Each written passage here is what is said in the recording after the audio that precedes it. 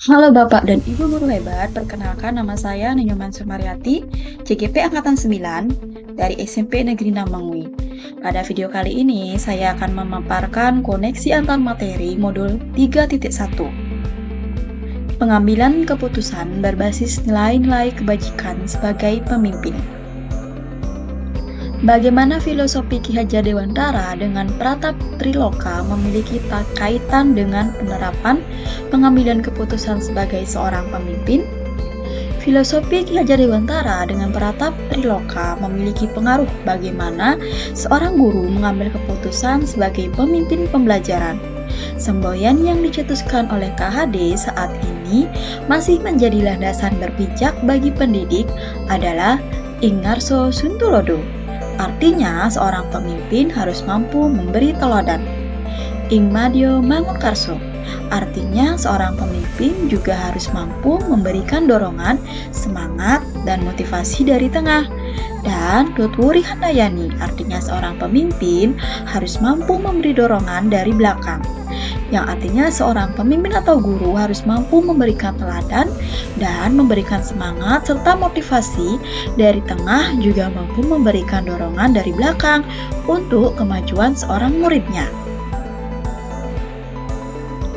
Semboyan ini memiliki makna mendalam dapat kita jadikan landasan dalam setiap pengambilan keputusan, yaitu keputusan yang selalu berpihak kepada murid, agar menjadikan mereka sebagai generasi yang cerdas dan berkarakter sebagaimana tercermin dalam profil pelajar Pancasila.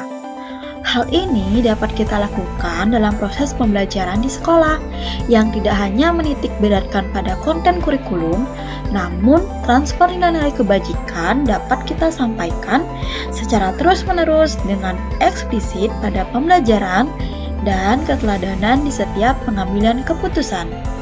Proses pengambilan keputusan yang bertanggung jawab. Bagaimana nilai-nilai yang tertanam dalam diri kita berpengaruh kepada prinsip-prinsip yang kita ambil dalam pengambilan suatu keputusan? Perangai seorang terkadang merupakan cerminan dari nilai-nilai yang tertanam dalam diri seseorang tersebut. Prinsip-prinsip yang kita ambil dalam pengambilan suatu keputusan tentunya berkaitan dengan nilai-nilai yang tertanam dalam diri. Misalnya, guru yang memiliki empati yang tinggi, rasa kasih sayang, dan kepedulian cenderung akan memilih prinsip berpikir berbasis rasa peduli atau care-based thinking.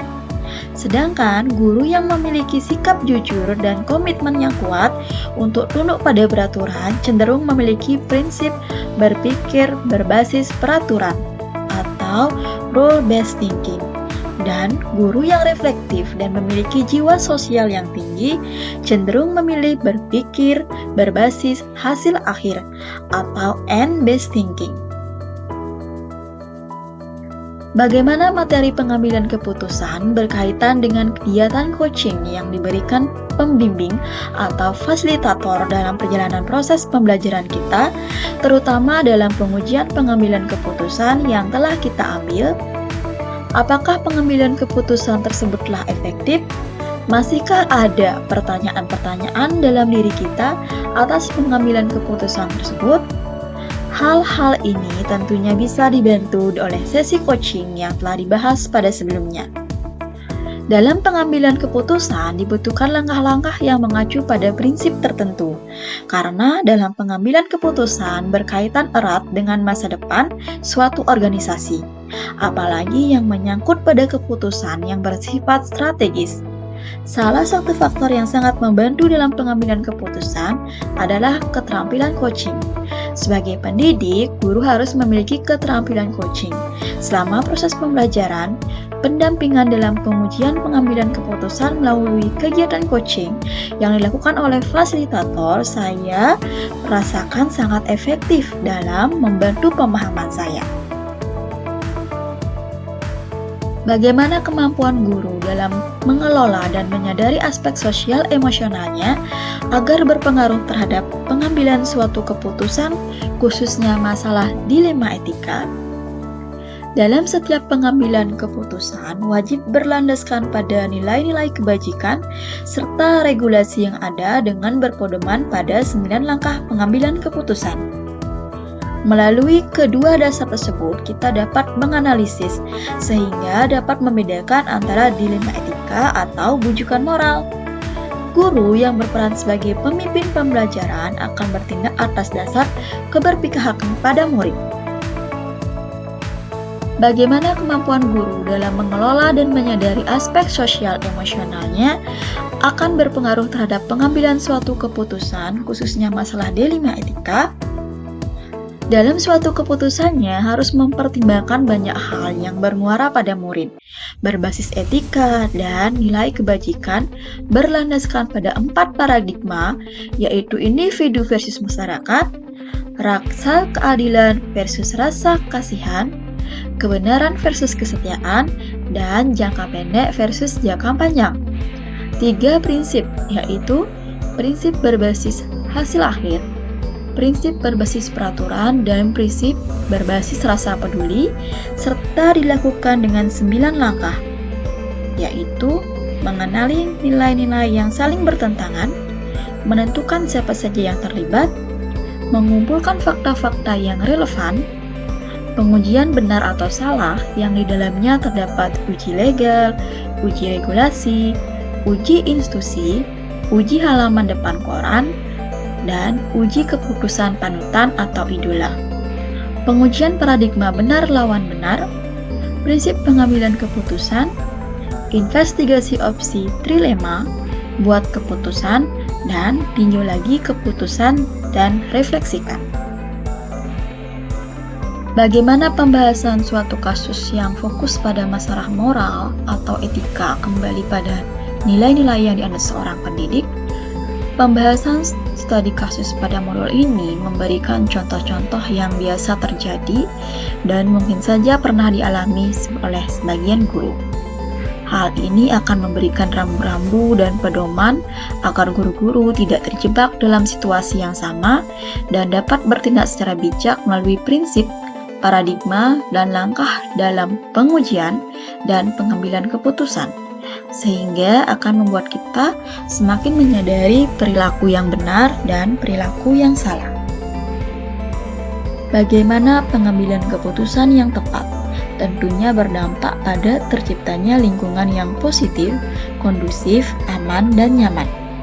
Pengambilan keputusan memiliki arti penting bagi maju atau mundurnya suatu sekolah.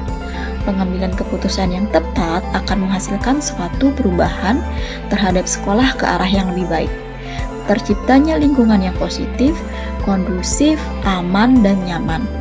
Namun sebaliknya, pengambilan keputusan yang salah akan berdampak buruk pada perjalanan roda sekolah itu sendiri. Apakah tantangan-tantangan di lingkungan Anda untuk dapat menjalankan pengambilan keputusan terhadap kasus-kasus dilema etika ini? Adakah kaitannya dengan perubahan paradigma di lingkungan Anda? Tantangan yang saya alami yaitu mengubah kebiasaan yang salah. Pemilihan prinsip dilema etika tentunya disesuaikan dengan situasi dan kondisi yang ada. Meskipun setiap keputusan pasti ada risiko, pro dan kontra, namun hal ini menjadikan salah satu tantangan tersendiri. Tantangan yang saya hadapi dalam pengambilan keputusan terhadap kasus-kasus yang sifatnya dilema etika adalah perasaan tidak nyaman yang timbul karena tidak dapat memuaskan semua pihak. Namun, dengan mengikuti 9 langkah pengambilan keputusan, dapat meminimalkan perasaan tidak nyaman dan keputusan yang saya ambil dapat diterima oleh semua pihak. Apakah pengaruh pengambilan keputusan yang kita ambil dengan pengajaran yang memerdekakan murid-murid kita? Bagaimana kita memuluskan pembelajaran yang tepat untuk potensi murid kita yang berbeda-beda?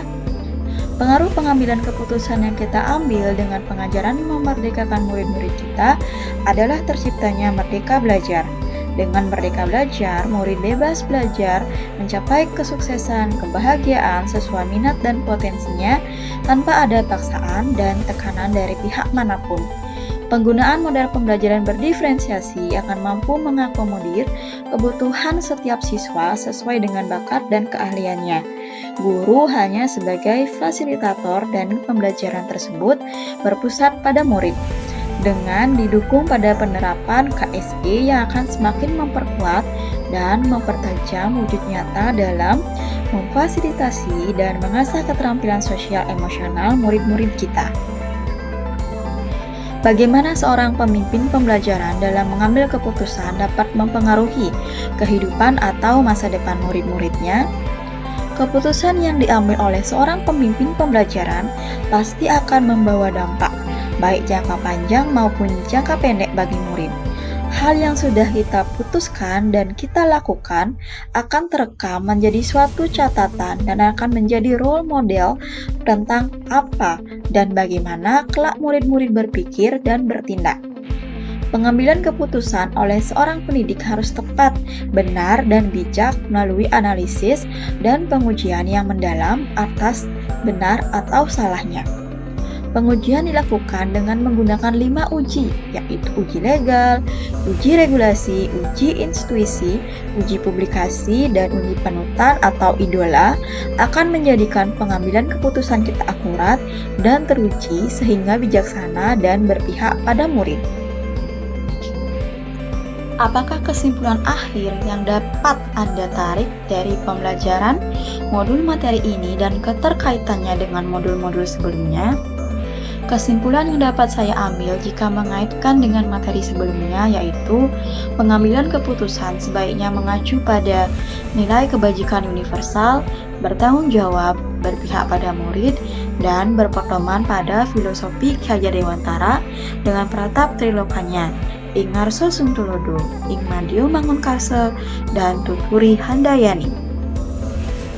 Sejauh mana pemahaman Anda tentang konsep-konsep yang telah Anda pelajari di modul ini, yaitu dilema etika dan rujukan moral, 4 paradigma pengambilan keputusan, 3 prinsip pengambilan keputusan, dan 9 langkah pengambilan dan pengujian keputusan. Adakah hal-hal yang menurut Anda di luar dugaan? Saya cukup memahami materi pada modul ini, sehingga pada proses penerapannya sangat membantu dalam menyelesaikan permasalahan yang ada.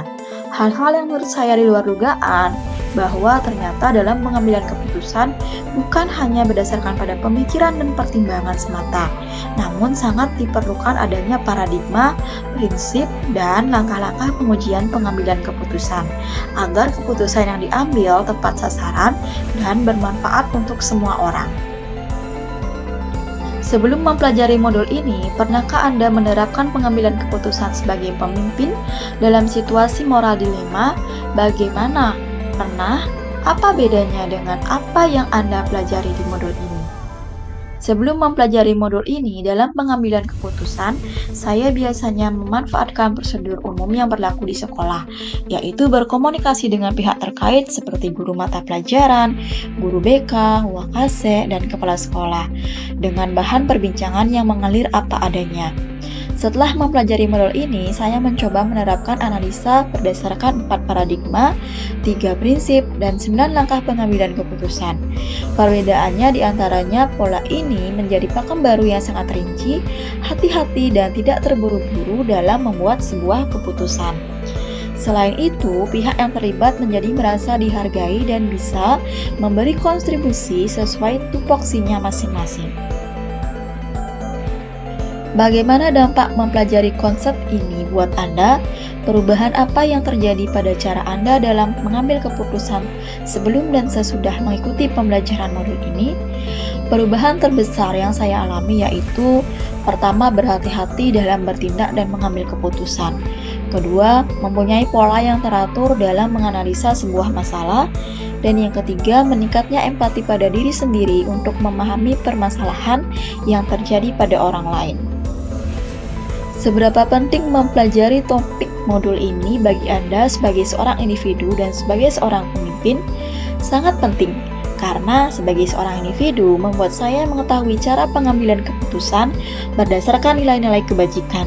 Dan sebagai seorang pemimpin, saya harus mampu mengambil sebuah keputusan terbaik dan bertanggung jawab. Terima kasih, Bapak Ibu Guru hebat. Salam Guru Penggerak.